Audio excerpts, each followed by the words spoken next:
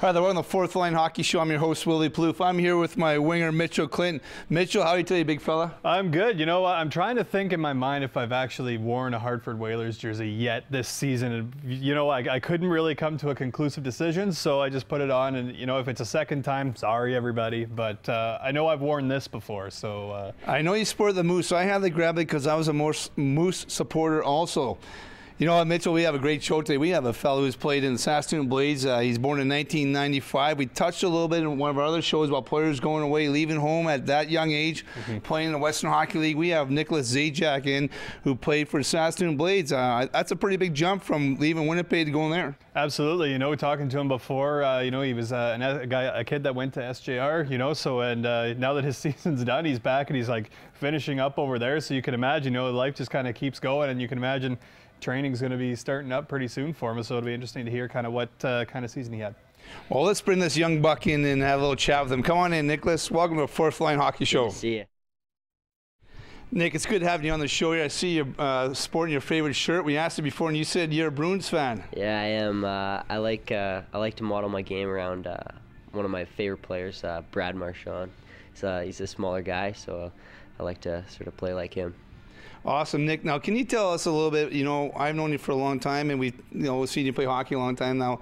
You left when played in Saskatoon. How was it making that jump from playing AAA Winnipeg and going to play? You know, I'm going to say, you know, kind of like in the big leagues in the Western Hockey League. Yeah, exactly.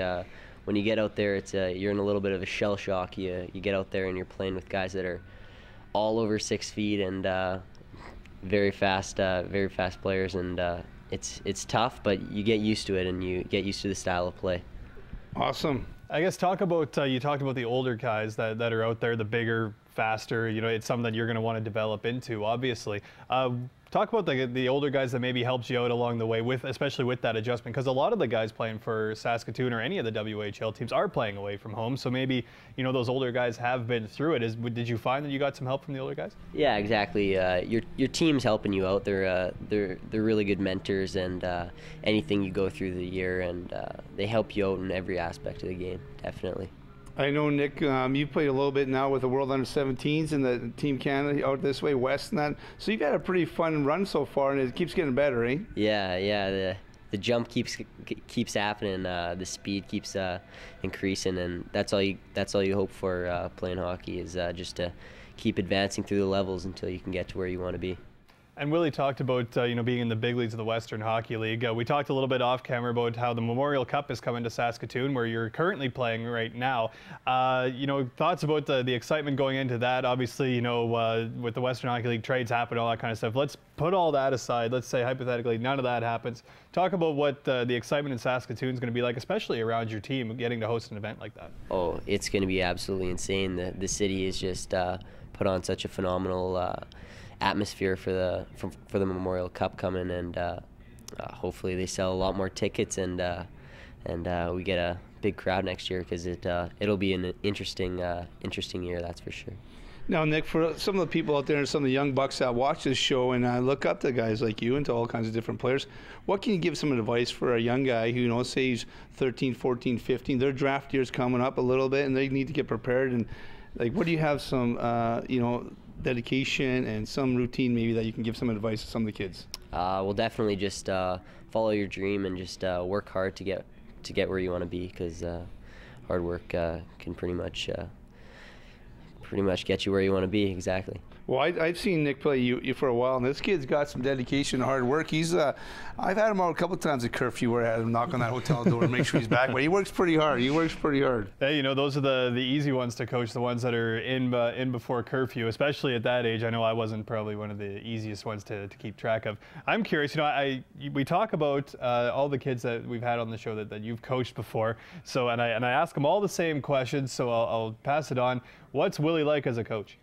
Oh, he's a good coach. It's dress code is sandals, and pregame meal is chicken wings at Hooters. But it's a fun time, definitely.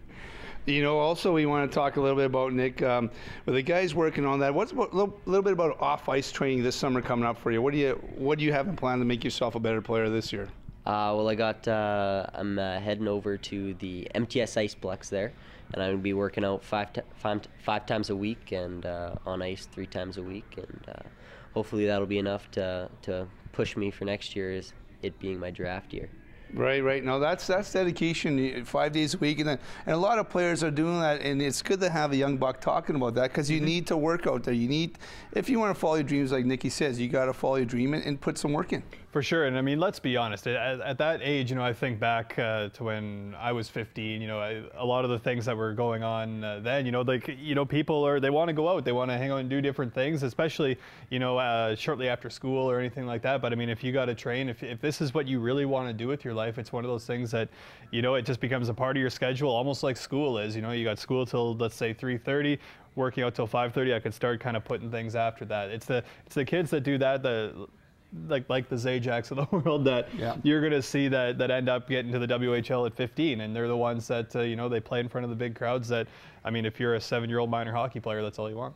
That's so true. Nicky, thank you for coming out to the Fourth Line Hockey Show. We want to pass on to all the young guys out there where we talk about working hard, dedication, and just keeping yourselves out of trouble and playing hockey. Like, hockey takes you a long way. If you go to the show, you don't go to the show, but you know what? You make a lot of friends. For sure, and I mean, lifelong friends, right? Like the ones that, and especially if you do end up playing, say, at the Western Hockey League level, or somewhere where you have to move, or you're going all over the place, you're just making, more friends at other places. It's no different than going to a different school, really. You're just playing a sport at the same time. So it's one of those enriching experiences in your life that, it's something that it's hard to really put into words, like I'm having trouble doing right now. You develop all these memories and everything, which I'm sure Nick's doing right now. Awesome. Thanks for tuning in to the Fourth Line Hockey Show.